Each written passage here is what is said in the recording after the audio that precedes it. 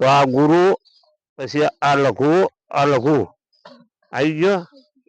પછી કયા કહેવાય ન, તો નસલ હશે. જો તારે લઘુ છે તો તારે લઘુ થશે ને, લઘુ અને લઘુ.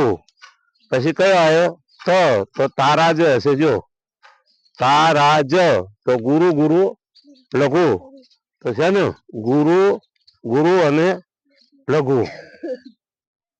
પછી કયો આવ્યો બીજો? ત આવ્યો.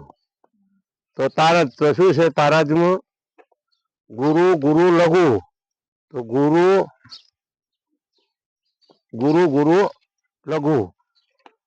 ચાલો, અને પછી ગુરુ આવી ગયું.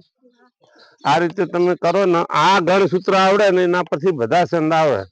શિખરણીનું યમને સફળ લગા હોય તો ય માતા ય આવે, ય મ ન સ ભ લગા, તો ય માતા, તો ભા ન સ. તો આ રીતે તમે છંદ ગમે તો આ ઉદાહરણ ઉપર તમામ બધા છંદ ઓળખાઈ ગયો.